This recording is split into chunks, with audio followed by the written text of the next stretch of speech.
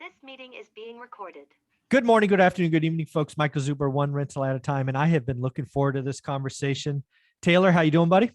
I'm doing great. I'm excited too. Big week. Yeah, big week. So you were on Wall Street for 10 years, and I don't think it's unfair to say that summers, specifically July, generally low key, right? People are on vacation, they're at their summer homes, people are just feeling themselves. July is kind of, normally speaking, kind of a quiet month.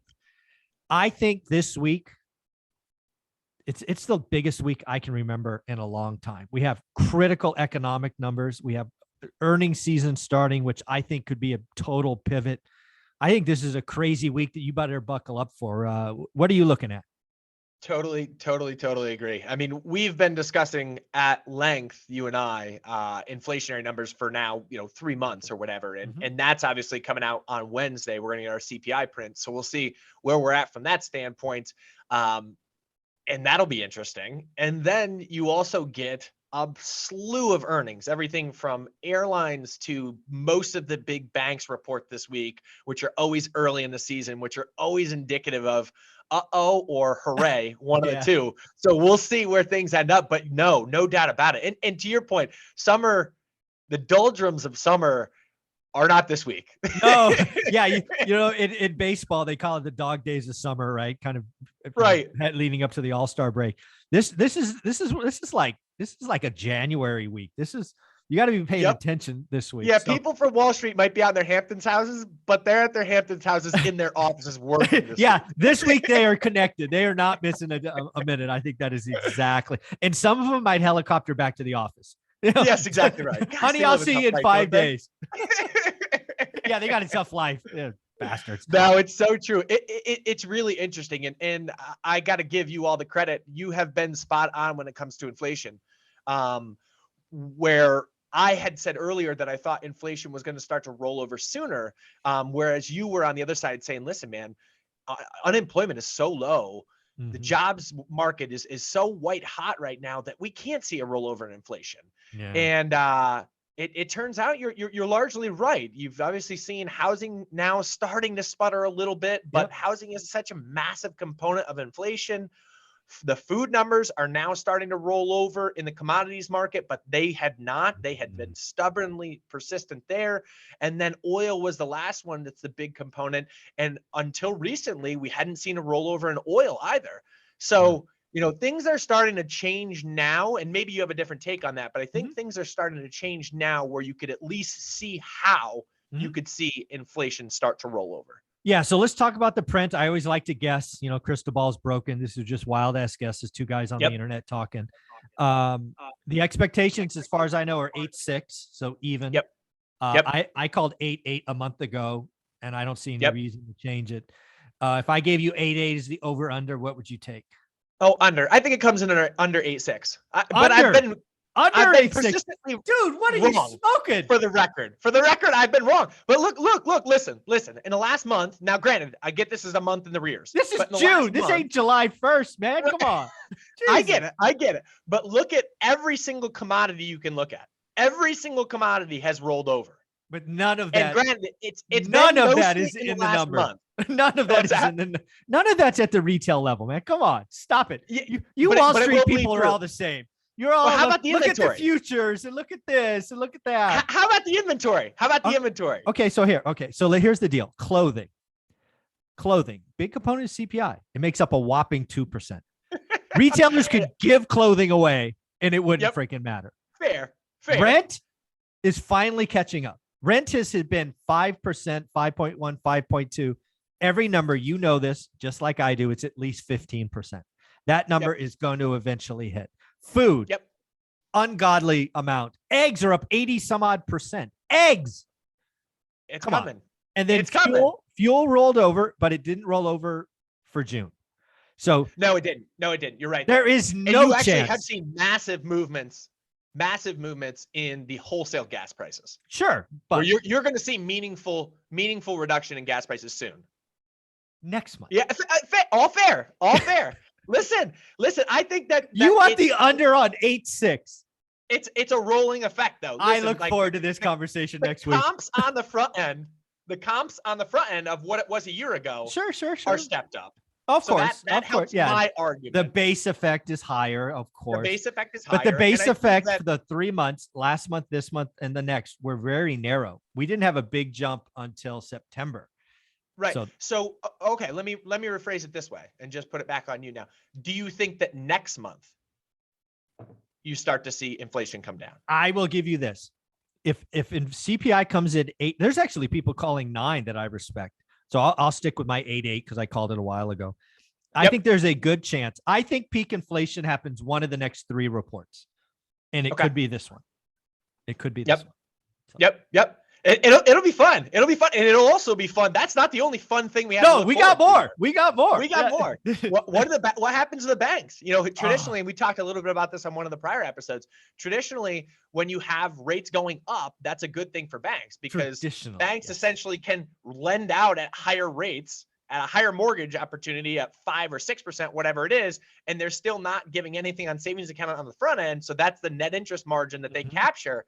But you're starting to see people go into contract on houses, and 15%. I just saw the number. Just this morning, largest on record cancellations. Yeah. I mean, that's your area of expertise. So let's actually go tomorrow. But there's one report that I want to talk about before the banks. The banks start Wednesday. Pepsico. Tomorrow. Yep. And what people don't realize, Pepsi's kind of an interesting thing because they have 2 real branches, right? There's obviously the soda or sugar water, or whatever you want to call it, but they also have Frito-Lay snacks, right? Yep. So, you know, are people trading down? Are they going from brands to store-bought, right? This will happen. They very well could be. It's funny. They always talk about the stuff in the outside of the grocery store, being the stuff in the refrigerated type markets, et cetera, being the expensive stuff, and everything that Pepsi has is in the middle. So it's what the lower end, it's not refrigerated. All the things in the middle are generally cheaper. And so we'll see from that perspective if people are trading down on that. I don't know that necessarily takes place in a massive way, just because, again, it's not that expensive to begin with. The chips, et cetera, aren't that expensive to begin with. Yeah, for me, I though, guess if you're trying to save. For me, it's not. Again, this, like we're saying, this is a monster week. And you know, the real sad thing is I don't give a rat's ass about the past quarter. It doesn't matter. It's just, if the rearview mirror is always tiny, this one is like non-existent. Just rip the mirror off. I want to know what you think about the second half. Inflation, currency, what's the consumer, trade down, retail. You're going to see a lot of consumer. I'm sorry, a lot of not consumer. You're going to see a lot of currency. Yeah, because the U.S. dollar has been on an absolute tear. Unprecedented, right? I don't know if it's necessarily unprecedented, but the magnitude of the move in the U.S. dollar has been absolutely massive. So that's another thing where it comes to like PepsiCo, a big international company that could certainly see, hey, we took a 2% hit on earnings because of currency movement exclusively. And people don't see that. Microsoft, I brought it up months ago. Microsoft was the first, but it is coming, this report, to multinational companies. No you see right now, and we talked about this a little bit last week as well, that the euro is currently at parity. Yeah, it's nuts. Euro is at parity with $1, and that's not good for U.S. companies trying to export things over to Europe. It just gets, obviously, from their perspective, more and more expensive as our vacations to Europe get cheaper and cheaper on the other side. Exactly. Silver lining. You see that? Yeah, there's silver lining. I see what you did there. But now let's go to the banks, right? The banks start Wednesday. We get the first 2, I think, Wednesday, and then more Thursday and a couple on Friday. Yeah, JP Morgan's the big first one, I think, on Thursday. Yeah, man, banks. So usually banks, they kind of like, for me, there are 3 things they talk about. One is the trading desk. It's not, again, and by the way, these are compares to last year. You talk about a horrible compare. This quarter to last quarter, not good. What, when the market is ripping last year? Yeah, not good, right? I mean, like when an idiot could throw dartboards and do okay. Trading desks suck. Then there's kind of, private equity, companies getting bought, sold, nothing going on. That should be good, right? Yeah. That market has all but gone away right now. And now Elon just canceled Twitter, so there goes $100 million in fees. Exactly right. Except for the lawyers. I guess the lawyers get paid instead of Wall Street. And then it is kind of where you were going. Mortgages, just general lending. Obviously, transactions down. I've been calling that. I actually think this leads to the Q3, Q4 recession. Transactions down, refis down 80%. It'll be interesting to see if they talk about credit cards, savings accounts, reserves for bad debt, because that's coming. Car loans, record 5%, I think, delinquencies or something crazy. I don't know how the banks, again, Q2, rip the mirror off, don't care. But I don't know how they could look at the second half and paint a rosy picture.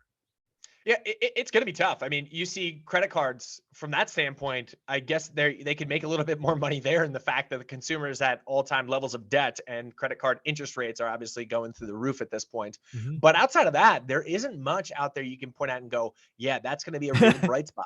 Yeah, right. I mean, that's going to feel good. Like yeah, historically, like higher rates because of the net interest margin is a real positive for them. But you're seeing such massive movements downward in deal flow for housing market that it's unbelievable. It's them and the builders. It's not just the people selling houses, it's the builders seeing canceled contracts as well. Yeah.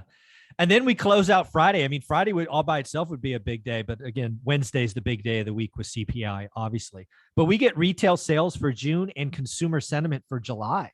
Consumer sentiment we talked about it had the worst print ever in 50 ever.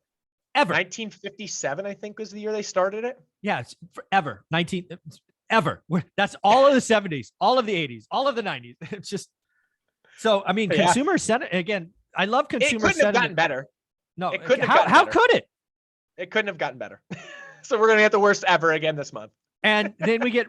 It's really interesting. Friday's interesting because we get retail sales, which consumers are always an interesting thing, right? Consumer sentiment is how I feel. Right. Retail sales is what did I do, right? Look at what I say, not what I do, or vice versa, right? But I think eventually, having studied this for years, they get slammed together. Traditionally speaking, consumer sentiment is a leading indicator, but we have been here now. This will be the third or maybe fourth month of just crashing consumer sentiment. It will eventually drag retail sales down. And given credit card data that I just saw today from Bank of America, I think, retail sales are going to go negative. I think I just saw it this morning, negative 0.4% on retail sales. To your point, it takes a little bit to bleed through because you saw an increase in credit card debt. Correct. So, sentiment's getting worse because my paycheck's thinning out here relative to the cost of goods that I'm buying. And I'm still purchasing the same amount of goods I was before, but I'm just putting it on plastic now. Yeah. So then the last thing I want to ask you about, I gave you a hard time. You specifically, but really was your brothers and sisters on Wall Street I was trying to give a hard time to. Do you think analysts finally cut earnings for the second half of next year? I saw Lululemon get slashed this morning.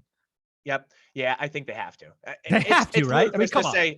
Again, we talked about it, and I don't know what the number is now, but it's going to be somewhere in the same ballpark. It was 2 weeks ago, I think I mentioned this on your show, that the average analyst estimated the S&P up 32% from that point 2 weeks ago, year over year. And it's like, hold on, what economic data could possibly be alluding to the fact that these companies are going to now have blowout earnings to justify this massive movement upward in stock prices? Yeah, there's a little bit of an old boys game that goes on Wall Street where, again, CEOs literally know the names of analysts that have positive ratings on their stocks and vice versa. And they talk to them nicely. Oh, hey, Johnny, what's your question on the earnings call? And then they ask it and they paint this positive light. So yeah, it's a bit of an old boy society there. But yeah, at some point it becomes so glaringly obvious that they're going to have to cut. Very cool. Well, I'm going to wrap this up with your opportunity to change your vote. Did I convince you that we're going to be above 8.6? Because right now you got the under on 8.6. No, I still take the under. Wow, you Wall Street guys are all the same. You can come and slap me in the face next week if I'm wrong. All right, well, make sure you see the other side because I don't want you to get all off balance. You got a good one last time. Where can people find you? Yeah, find us at Life. Sorry, you got me all bothered on this one. I'm frazzled. Yeah, find us at Life Goal Investments on Instagram. I appreciate you, man. Investments. Thank you. Thanks. Uh-huh.